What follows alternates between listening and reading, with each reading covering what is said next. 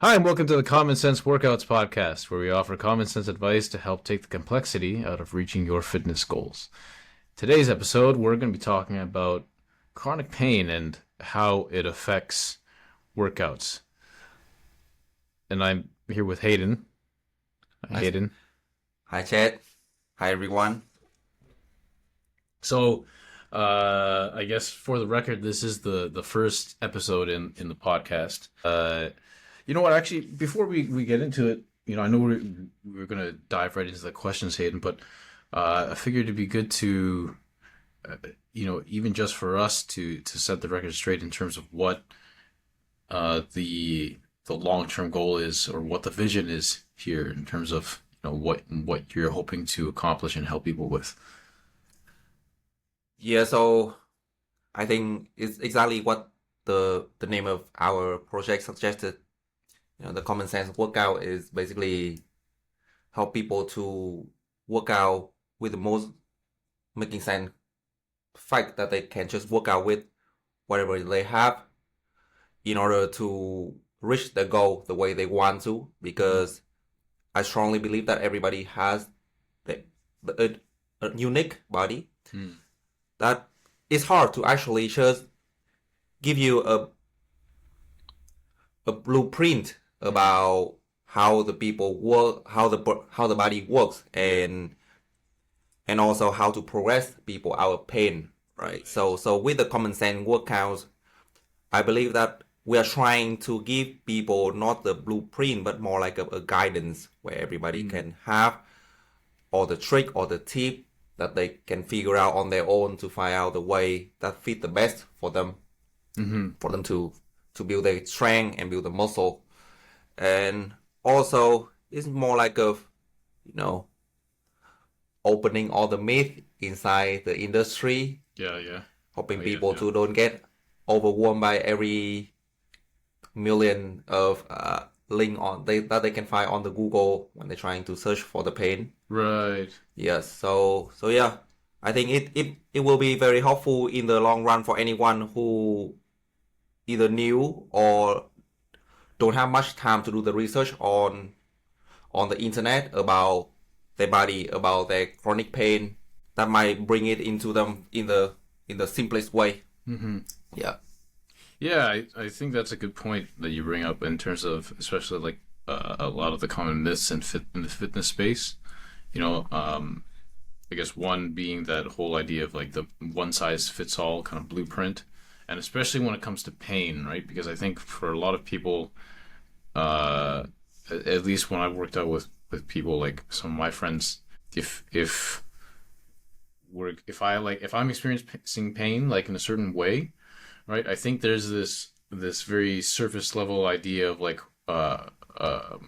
how to go about resolving that pain. Like there's this, I think, especially now with YouTube, right? There's a lot of videos out there about like, oh, if you have shoulder pain, it's a shoulder impingement, and then here's what's happening, right? But like you don't really know, you don't know what you don't know, and like everyone's body is different. Like the reason why you might feel a certain kind of pain, right? First off, no one else is going to know exactly how you feel except for you. And it might be different there might be a different cause behind like what's causing your pain, right, versus someone else. Um, anyway, yeah, I don't know where this is going, but I think that was that's a good point to make because I think that there is that misconception, you know. Absolutely. Well, so speaking of pain, because this is actually something that I thought about since we started working on this project.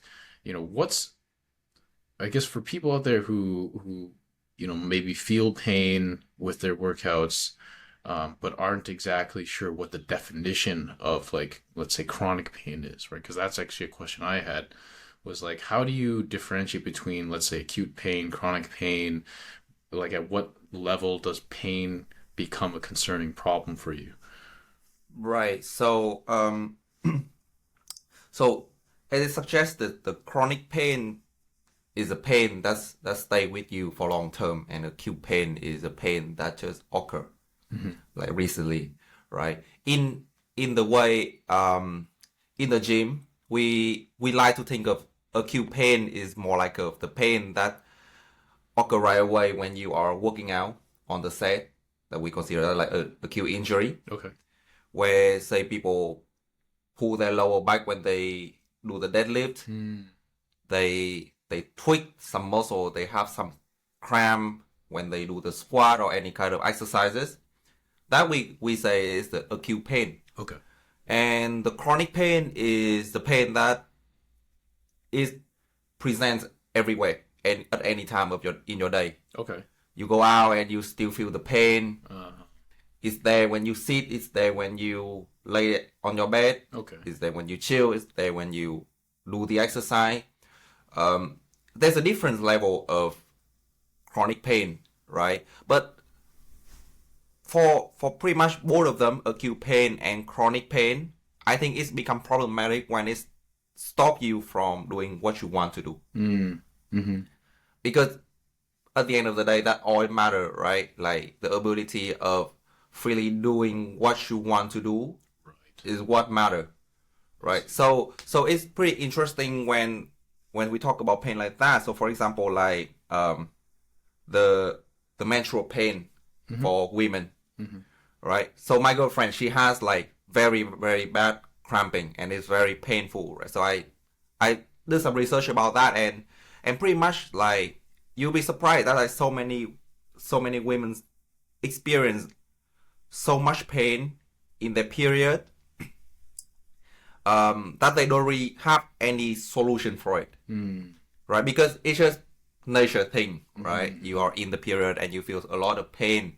But most of the time when you see on the internet, they will say that like you may want to see a doctor when the pain stop you from doing what you want to do or affect your daily life. Right. So it's different between individuals. Yeah. Some people have very high tolerance. Right. They may be able to tolerate high amount of pain. Some people don't, right? So as long as it's become a problematic in your daily life, I think it's in general it's become problematic. Yeah. Yeah, that's a good point because I didn't think about that it's not just about like how the pain feels, right? Or but it's more like the consequence of the degree of pain. Yes. Right? Like if it's, and I guess in that, baked into that is also like how tolerant you are of pain. So like if I guess if I'm not resistant to pain, but like I don't let it bother me as much. Like ultimately it's coming down to like what you said, like how much it sort of interferes with your ability to do the things that you want to do. That's right. Okay, I see. And okay, so then because I guess then there's an element of like, is it psychology sort of involved or like your mentality For sure. that's involved? Yeah. Absolutely, yeah. Because your brain tell you when to feel pain, right? It receives the signal from the body, detects that something wrong happened, and then it tell you there's a pain, right? So basically, it's the mechanic of the body trying to protect you and warn you about something bad about to happen, and you better stop or get it checked, right? So in general, I will say to everyone that like if the pain lasts longer than 72 hours and it doesn't seem like it's getting better, just get it checked. Just to make sure, right? Because like if you don't really know what is going on, you're probably gonna start to feel a little bit freaked out. Yeah. And then that cause you some stress and it may make things even worse, right? So better just get it checked because there's nothing wrong about knowing what is going on. Yeah, but also on the other hand, like if we're just talking about the training right here, then the pain play a little bit different role. Like after you get it checked and then there probably nothing is going on, might be a little bit minor tear, then we might want to find a way to help that person to feel better, right? If that person really needs to feel better, then we need to find a way. Other than that, probably just keep doing whatever they are doing. If there's nothing broken, better not fixing it. Right. Right? Yeah, I agree. You know what? One thing I've struggled with in terms of pain, like I almost 8 years ago or so, like I think I told you this, that I had torn my pec, like while doing well, I'm pretty sure I tore my pec. but I did something while doing decline bench, and I was silly because I didn't get it checked out, and it wasn't like something that was like necessarily extremely painful. It was, I guess, like an obstruction of I wasn't able to lift as much because like I torn the muscle.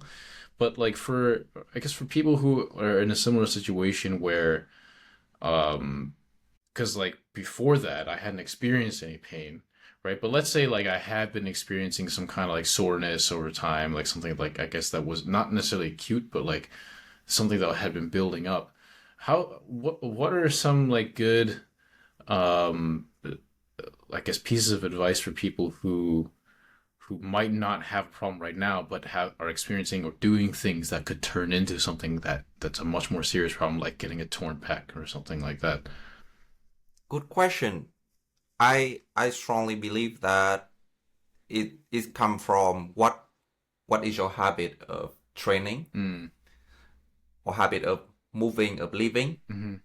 Because at the end of the day, if you have everybody has a chance to have an acute pain on every day. Yeah. Right? You go out there, anything could happen to you, and then that cause you the acute pain. That pretty much we can do a lot of things try to reduce the risk that we're gonna have that, but it's inevitably, right? Like you cannot say that like, oh, I guarantee not gonna have acute pain or I'm not gonna get injury because I'm doing this, I'm doing that. That's pretty much like impossible and everybody knows that. But if we talk about the chronic pain, then I will say like most of the time people have chronic pain when they stuck in the same position for too long. Okay. So you can think of it as like it's good to use your bicep to pick up a bottle of water, right? You pick it up from the ground, picking up from the table. But it's become problematic if you hold the water bottle in picked up position like that for a whole day. Right. Right? Your bicep gonna pretty sore, and then it will not be able to relax anymore, and then it's just stuck there. And now, wow, you have acute pain on your bicep, which most of the time people don't have the problem with, right? Because basically the bicep is pretty simple. You extend your arm, that pretty much you relax it, right? But we have more complicated structure in our body, like hip, like the shoulder, where there's a lot of muscle underlying that doesn't really have exactly one major function, but they work with the other one to create the movement, right? Yeah. So it's harder to tell that muscle to contract, to release on its own, right? It come from so many different positions. So I will say, like in general, I will advise people mostly just keep moving, changing the position that they live, right? Standing, sitting, everything good as long as you don't spend too much time on it. In the gym, I will say first there will be a lot of good, I would say, instruction about the technique for lifting on the internet, and pretty much they are all correct. Okay. But also embrace that your body is different than everybody else's body. Right. So you may need a different combination to choose the best position, the best exercise, the best approach for you, right? And then that also requires some try and fail. Yeah. Right? Try it out. If you feel great with that, stick with it. Right. Right? And also eventually it's about listen to your body. If you find something wrong, then maybe take a look at it. Don't ignore it. Yeah. Right? And keep your ego low. Don't pick too heavy weight and start to jerk it. Right? That's very important. Right? We all know that. Or the ego lifting is pretty much painful. Right? Yeah. Just looking at it is already painful, right?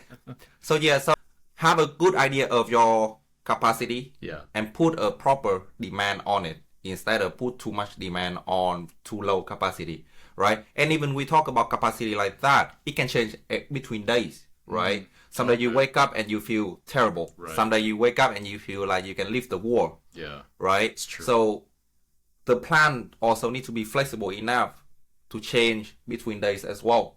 right? Better give you some option to pick. So that's what it comes. That's what it become like more like a, I would say like hurdle for people because they tend to have not enough option. Okay. Options. Yes, like whenever they have a program and they think that like, oh, if I miss the lift today, I'm not gonna be able to get big or get strong anymore. Right. But actually, if you think about that, if you miss one lift and you've been lifting for 10 years, right? That basically so like it's very, very minimal. It's very incremental right there, like one day over 10-year period, right? And you need, if you look into the big picture, would you rather lift, I say, hit your PR today and then injure yourself and then rest for under 6 months, or consistently making progress for the next 6 months? Yeah, that's very true. That's very true. Right. So that also something I keep reminding myself when I'm at the gym, that like today is just another day. Yeah. Let's stick to the plan, but also let's listen to my body. Right. See what it says. Yeah, that's a good point. Yeah. Right. Yeah. Not pushing through the pain. That's right. Yeah. Yeah. Like I think, one of the I think well, one thing, with the common sense method when you're talking about it, that like it makes such common sense, right? That like, rather than doing things that are completely different that you've never tried before, right?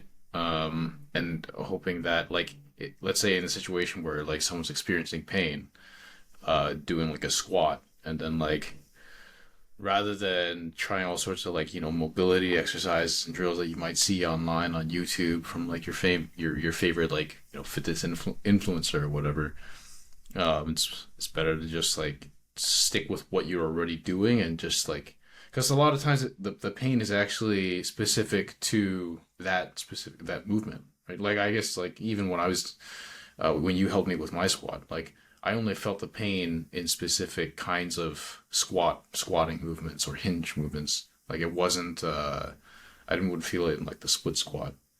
But I guess what I was getting at before I went rambling on here is like, it does require a certain amount of knowledge, right? In terms of, like anatomy, how the muscles work. Would you say like, if you're trying to trial and error your way through figuring out what's causing the pain, like what are some things that you would have to know? Like what's that process look like, would you say? I will say the progress is varies, depends on the state of that person. Okay. Right? So there will be so many different decisions being made in the process, and that we will cover in the more longer down the road, in the podcast. But I would say in terms of what do you need to know when you have the pain, is actually simpler than you think. Okay. So say of it as like most of the time, well, the joke in the tech industry, that's like if there's something broken, have you try turn it off and turn it on again? Right. Yeah. Right. So I will say like sometimes, most of the time it works perfectly because it just reset everything. Oh, okay. Right. So you can think of it as a blueprint for that. I would say like first step for it. So when somebody have pain, I will try to figure out exactly what position they have pain, what kind of movement they have pain. Right. Right. So most of the time there are two situations. One situation is that the person has pain in the specific position. Say, for example, in your squat, you feel the pain at the bottom position, very bottom position, right? But the rest is all right. Right. Right? And the other situation will be you feel pain in the whole range of motion. From the top to the bottom, you feel pain everywhere. Right? So for the first situation, where you feel pain at the very specific position, I will say, let's just not go into that position for a period of time. Not so long, 2 weeks to 3 weeks. Right. Right? And see how it goes. Yeah. Right? So basically turn it off and turn it on again. It's just that your body is not a machine You can just Yeah. not turn it off and turn it on in 5 seconds and you expect it to work, right? Yeah, It might take a little bit longer, but yes, give it a try and then try it out in the future, right? And again, during that period of time, if you find any video or any instruction on the YouTube that you think it might work perfectly and it doesn't create the pain when you do that, do it because maybe it work. Yeah, yeah. Okay, so now it comes to the second situation where it's a little bit trickier, right? Where you feel pain everywhere in the whole range of motion. Now we talk about we don't want to change too much of whatever you are doing right now, right? So I would say like tweak your technique a little bit, tweak your setup a little bit. Now it comes to what people need to know, which is the variation that you allow to have Right. in one exercise. Yeah. Right. So take the squat as an example. There's a few different variations that you can use. So the first one is changing the feet position. Right. The feet can be narrow, can be medium, can be wide. Yeah. It can turn forward. It can turn a little bit outward. Right. So that gives you two variables already. Yeah. Feet width and feet angle. Right. Right. And then also the another variable which is the equipment position. You could put it at high bar, right? So higher on your bike, above your upper trap. You could put it at the lower bar, right? And just need to know like how it affects your body according to the position you put the bar on, right? Well, quick fact, the higher the bar is, the less demand on the lower back. Right. So, well, the less demand on the lower back, the more demand on the knee. Is because of the position of the weight of like. No, because like it basically two main joint that your body will move through, right? Okay. I see. So with given the same weight, Right. someone has to work more. When somebody work less, Right. right? So if the lower back work less, the knee gonna work more. If the knee work more, Okay. the lower back gonna work less. Am I repeating myself? I don't really know, No, but no, yeah, I see it's what basically you the mean. same Right. relationship between them, Right. right? So the lower the bar on your back, the more the lower back gonna work. The higher the bar on your back, high chance you will be able to stand a little bit more upright Interesting. than the more the knee gonna work. Interesting. Okay. And now when you want to even change it a little bit more, right? Then you can bring the bar in front of you. We call that front squat, Right. right? And then at that point, because the bar already in front of you, it will take a lot of load out of the lower back and then will put a lot of demand on the knee, right? So now people have the answer. If you have the knee pain, put a little bit more work on your lower back for now, right? By doing a little bit more, a little bit low bar squat. If you have a lot of low back pain, maybe consider something like front squat to work more on your knee without loading too much on the lower back. Right. Right? And now, if it even still give you a lot of pain, start with very lightweight, right? Once again, the demand has to be lower than the capacity for you to actually survive out of it, right?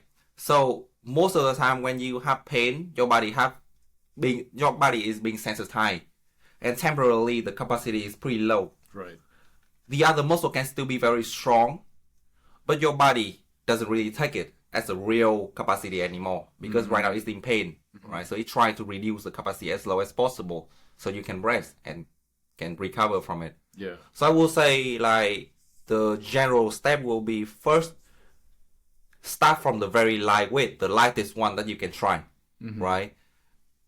And then progress it toward heavier weight gradually, right? If it's really heavy, then you can jump a little bit faster to the heavier weight. The moment it's getting a little bit heavier, then you may want to approach it more carefully. Slowly increase it. Decrease the speed of you increasing the weight. I see. Yeah. And try it. And it also gives you a lot of chance to try it out, different position, different variation of the movement. Yeah, so that's what I'm doing with all of my clients when they have pain, which is I'm gonna instantly decrease the weight that they are lifting, not for them to become a weak ass, but for them to actually have a room to discover which works for them and which doesn't. Right. Yeah. Yeah, I think that that's an important point that you brought up. That I think people who haven't worked as personal trainers before or haven't done that like coaching, I guess, in a sort of structured, organized environment, they don't realize that like personal trainers don't. It's not necessarily that the job is to know everything, right, and to have like the right solution on the spot for a problem, right?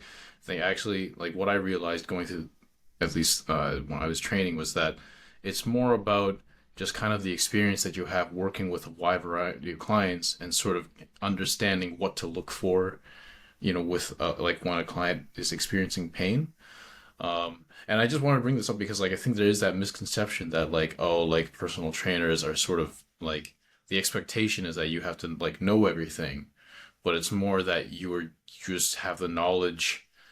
You don't know everything, but you know enough to help people solve, like figure out like these variables that you're talking about, right? Like I think for a lot of people, they don't really think about um, small details like foot position or the speed of the bar, right? How fast you're moving. But these small little tweaks are what could make the difference between like being in pain and not being able to do the movement and then being able to still do the lift, right? Absolutely, absolutely. I will say that we know what is better bet. Mm-hmm. So when Right. we work, right, we have been betting a lot in the different thing. Yeah. Most of the time, you always have so many options that you can do, Yeah. Yeah. right? And then people fail sometimes just because they are unlucky. Mm. They bet on something that doesn't really work for them way too often, Mm-hmm.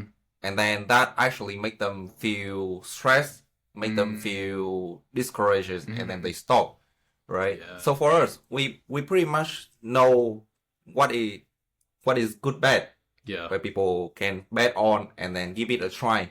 Right. There's a chance that even a good bet still not gonna give you the result, Mm-hmm. but at least if you put it in the good bet, we out of it, we get the lesson out of it. Right. Right. Right. So that what important as Yeah. well is that not just only we know what is good bad, but also we can gather information from the result Right. after you try something. Right. Right. That is. And I think that's important to for the personal trainer to also like look at it as well, instead of just trying and then fail and then get disappointed Mm-hmm. out of that. Mm-hmm. Because a lot of time if you look at it and then you actually sit down and then think about it, there's a lot of things for you to learn from your mistake. Yeah. That way you learn from, right? You don't really learn anything from your success. Yeah. Yeah. You learn from your mistake. Yeah. That's a good point. Yeah. So for us, we are here. We are not having any pain. So we are in the best position to actually sit down with you and help you to learn the lesson from your mistake or from your condition right now, Mm-hmm. right? Meanwhile, you are in pain. When you are in pain, pretty much nothing gonna work for you, Mm-hmm. right? You cannot think of anything. I don't really know if it actually somebody say this, but I believe there's a word saying that like no plane gonna work if you get punched in the face, Yeah. right? Yeah. Yeah. Yeah, isn't it Mike Tyson? Yeah. Yeah. Mike Tyson. Yeah. Right? Exactly. Yeah, yes. So yes, so when you get punched in your face or you get punched in your lower back, pretty much Right. you cannot think of anything, right? Yeah. That's true. Yeah, so for us it's more like yeah, we are in a better position to help you to think and plan it out. Yeah.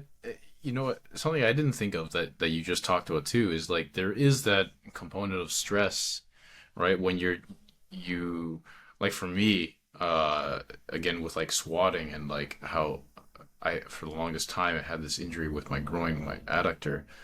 Like there's a lot of frustration involved in not being able to figure out what's causing the problem, right? And not understanding like even like I was doing a split squat, but like I don't understand why I don't feel the pain in split squat Right. versus like doing just regular squat. And so I think that makes it even harder to actually resolve the problem on your own, if you are able to, right?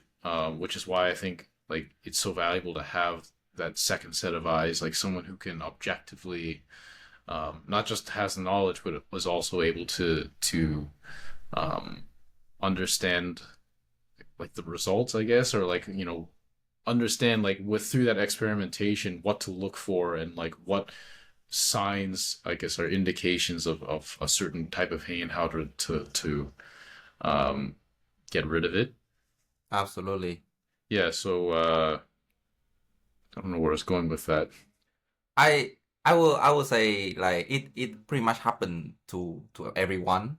That's why like all the athletes should better have a coach, Yeah, right? yeah. Because to be honest, like all the athletes, like professional athletes, they know their craft very well, right? Mm-hmm.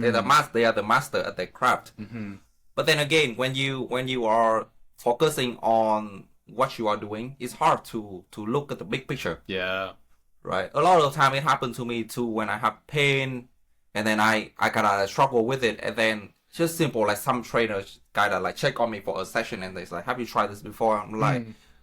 interesting. If my client has the same pain, I would probably do it to them, but Oh I yeah. don't actually do it to myself. I'm Right. like, why do I do that? Right? So yes, so you're right. Yeah, it's more like having a second opinion that affects you, or also like kind of like give you a wake up call Yeah, yeah. on what you are doing, and also it's good to have a second eye too. Yeah. For somebody look at you doing the stuff, because you probably have the eye, like in the third person perspective, right? Right. So it's better. It's really useful to have a second eye and second mind Right. Yeah. around you. Yeah. And that's also important too. Like the fact that athletes like world class athletes like you never see a world class athlete who's like self coached, right? You No. always have like someone there who's like guiding. Man, it's not necessarily that they don't know, right? But that they don't know better or they don't have the knowledge. But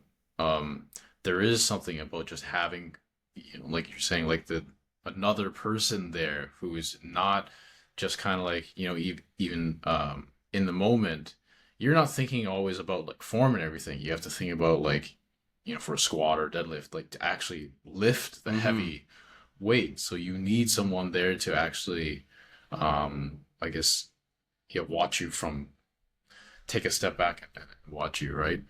Which is, I guess, we wanted to talk about the relationship between like, I guess, pain and strength training. Yeah. Or, yeah, like because I guess it's important to have a coach who, like, even if you don't have pain, um, you know, what's the value of having a coach who's familiar with sort of the injuries that do occur? I will say, like, even if you are not having any pain, you will. Yeah, yeah, Yeah, you will. yeah. You will. Sorry to say that, but yes, you will. Absolutely. If you train for something, you will Yeah. for sure have pain. Right. Why? Because you stay in the same position for too long, Right. right? So that exactly what happened with a lot of people out there. Why? Because we love doing what we know, right? So, but it's just that much we can know about, right? Unless you are like a professional researcher and doer, right? You research something and you do it, then pretty much maybe you're gonna stay out there. You do all the things that you can think of, like you do a little bit of powerlifting, you do a little bodybuilding, you do a bit of CrossFit, all the shit in the world, right? Mm-hmm. So that kind of like give you more room to actually going through things without pain. But if you are doing something that's pretty similar every day, Mm-hmm. you will have pain eventually, Mm-hmm. because the same pattern, the same approach, the same mind, the same body. Yeah. Of course, if you stick in the same position, you're gonna have pain, Right. right? It's gonna be overload. Mm. So for anyone who, even for especially for not even especially for anyone who just say like, oh, I just want to get healthier, I just want to do this over and over again to get healthier, I'm sure you're gonna have pain. Yeah. Absolutely. I see. Because you do the same thing every day, same work, same routine, and then even if with some modification changing in your plan, pretty much you have the same position and pattern to do it. So having somebody out there with something completely different than with some kind of mind completely different than your mind will for sure bring into the equation another variable, Right. which can help in the future to make it a little bit more, I would say a little bit more effective. Okay. Effective. Yeah, effective. Since the strength, even if you already know about that like, you know, if you don't change what you are doing, you get really good at that exercise, but also that exercise become less effective, right? So yeah, so it's kind of the same idea that like you bring somebody into that and give you a little bit a new ideas that can help you to create new stimulus. And for sure, first thing first will be you are gonna have somebody to blame on when you have pain. That's the first thing. And second, you have a lot of variable in your training that allow you to create a lot of stimulus and help you to go a little bit faster and I would say safer. Yes, given that person is good enough, right? Again, if you go out there and you just grab the gym bro, probably you guys are already training on the same pattern, right? Because you've been training together for so long. So yeah. So that's why I don't like to train my friend. Oh yeah. Yeah, because they've been doing the same shit with me for so long. Yeah. Right, and then when they have pain, and well, again, as a trainer, I have a lot of trick and I can help them to get through that. But eventually, they're gonna come back to do the same thing whenever the pain stop. Right. So at that point, it's more like it just become like a cycle of pain, no pain, pain, no pain. So I would rather just refer them to some of the other trainer that has a completely different knowledge, has a different background of training. Oh, interesting. Yeah. Okay, that's I didn't consider that, but I guess it makes sense. Like you want that, I guess diversity of experience, like that, being able to draw from working with like a whole bunch of different clients who have different approaches. I guess that is that what you're getting at? That it gives you this kind of I guess data to work off of, like experience basically. Yep, absolutely. Yeah, and also the fact that I have so many long-term clients that have been training with me for 1 year and 2 years, that kind of forced me to learn more about what I'm doing and learn more about what I'm not doing, right? Because it's the same thing. If they stay with me for 1 year or 2 years and I don't learn anything, they're pretty much doing the same thing for 1 year and 2 years, right? And then eventually they're gonna have pain. Right. And again, like I have no problem with they doing the same thing over and over again for 2 years, 10 years. If that their goal, right? For example, like powerlifter, you can't just tell them just randomly have a year doing some kind of dancing just for them to feel better, right? No, they have to do powerlifting, right? So, but again, there will be a lot of different approach for it, and I would say temporarily approach to make them feel much more comfortable and then keep going on in order to feel better, in order to compete better, right? But a lot of my clients, they are not even an active person, and all of the goal is just being active. So, and they also come from different background. Some of them have never had any activity in their life. Some of them came from the background of like long distance runner. Some of them come from the background of javelin thrower, right? So basically they have like so many things different in their life that one type of training may not fit to everyone. Right. So it requires me to learn a lot about the new thing and also apply the technology and science of the biomechanics into their body to make sure that everything goes smoothly. But again, even as much as I study, there's a lot of time I feel struggle, and it's not common. Sorry, it's very common. It's not something that's trained to us. The ability of stay calm and find a way to get out of it is actually one of very important ability for the personal trainer, because it's hard to know everything, and also it's hard to actually know everything when everybody is different.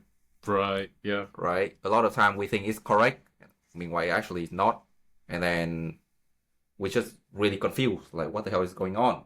Why this exercise been working for 10 of my clients, but now it doesn't work for this guy anymore, right? And then we need a different approach without freak them out that like, oh no, my trainer doesn't know shit, right?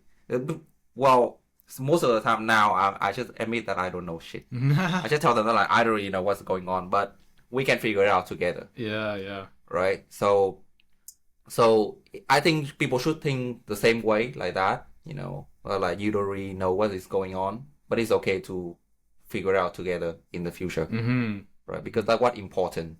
Yeah, and that's I think one of the most underlooked skills of, or overlooked skills rather of personal trainers is that it's kind of like with doctors and bedside manner, right? Like, it's not so much about like you could have someone who knows everything there is to know about like the human body and fitness and everything, but if they don't have the soft skills to actually work with you and find the answer that works specifically for your situation and your needs, right?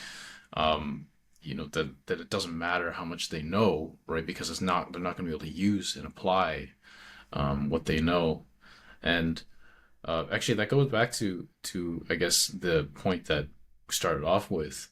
Everyone's bodies are different, and it's not just like a good point you made just now is that it's not just about the movements that you're doing at the gym, right? Like there's so much going on outside of the gym, your lifestyle and the habits that go on there, like sleep, for example, right? And what you eat. And again, it sounds like common sense, but like all these different factors, like you can have two people who are doing the same workouts, but like because of what they're doing outside of the gym, it's completely changed the way that you would approach their training and working with each person, right? Absolutely, yes. It's so many things that happen in a person's life, right? And also like it changes every day. So I think it's difficult for everybody to think of it as a common sense way, because like there are too many things, and then and people also think of it as like why it happened to me and what's wrong, right? And when there's too many things, it doesn't really show you exactly what's wrong and what's right. Probably something is wrong, probably something is right, probably something is wrong and right at the same time, right? So it kind of stopped them from thinking of the common sense way. All right. Something happened in my life, and then I need to do something differently, right? Nobody know what is something, and nobody know what you need to do, right? But pretty much that lead them to doing the research on Google on like why it happened to me, and then kind of like adopt some simple approach that like if you have pain here, do this. If you have pain there, do that. Right? Because it's simple. Yeah. Yes, this is the answer. My life is complicated enough. Let me pick it as the answer. Right. So that kind of stop them from like thinking it in the sense that's very common, right? If there's something pain, how about just stop doing it for 2 weeks, 3 weeks, and try it again, right? And also like the mentality of need to know everything at any moment is also kind of causing the problem too. So I bet you did that before, but if you have pain somewhere, you tend to try to test the movement to see if it's still painful. Yeah. Right? So like same, it happened to me too when I have knee pain when I bend it. Yeah. Well, I know very well that just don't bend it too much, right? But no, every single morning when I wake up, I start to bend it a little bit. And I'm like, oh fuck, it's painful, right? It keeps reminding me of like how painful it is. Yeah. That happened a lot to everyone. Okay. Just because of the mental of like I need to know what is going on there and how progressed it is, right? And yeah, it's funny the way that like we need to stay in control, but so and also it come and actually it might be helpful to have somebody next to you to ensure you or like to encourage you that like things will get better if you leave it there, you leave it alone for a little bit. Just leave it alone. Don't look at it. Ignore it. Right? Sometimes it might bother you, yeah, sure, but just don't come back and visit it so often anymore. Yeah. And then slowly it will calm down and you come back. Right. Right? So like when you fight on your own, it's very difficult to actually have that mindset, right? You need to know what is going on, because if you don't know what is going on, it might give you some backstab in the future. Right. Right. So I understand that mindset of like testing the pain, and you feel pain again, and it's always there, and you get frustrated, and then the stress take a toll on you, and eventually you give up, and you're like, yeah, I am the pain. I'm with them. It's a part of me. I cannot get rid of it anymore. Just better live with it, right? Right. And why it actually is something that you can live with in the future if you do something correctly, and then it become much more tolerable for you, right? So yeah, I'm sure that like having a right mindset, and also having a right support for you to maintain that mindset is very important. Mm-hmm. The mental side is so important, right? To For sure. like, the recovery. Like, so we're actually almost, yeah, we're pretty much out of time now. But you know, for anyone who is in this state, let's say, where they're experiencing pain, they've tried doing all sorts of things to get rid of it, but nothing seems to be working. They're starting to identify with the pain and feel like this, I'm going to be stuck with this for the rest of my life.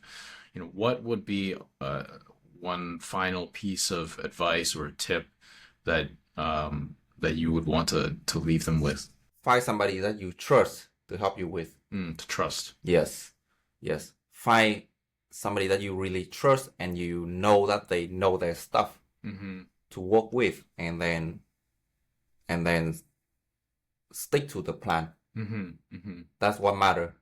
Someone that you could trust, that also like has your interests right in mind, right? And like, absolutely, I will say like that person could be your personal trainer. That person could be your physiotherapist. That person could be your doctor, right?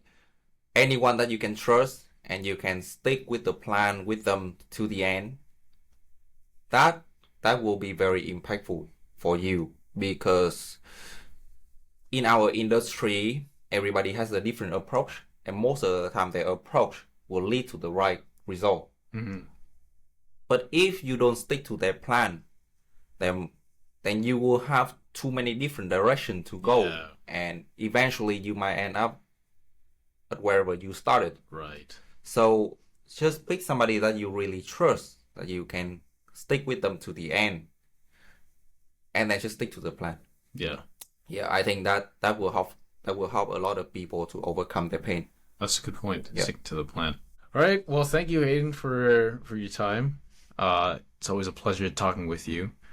For anyone who's listening to this, if you have a question that you'd like to ask Hayden about anything regarding fitness or working out with chronic pain, feel free to send your questions to hello@commonsenseworkouts.com.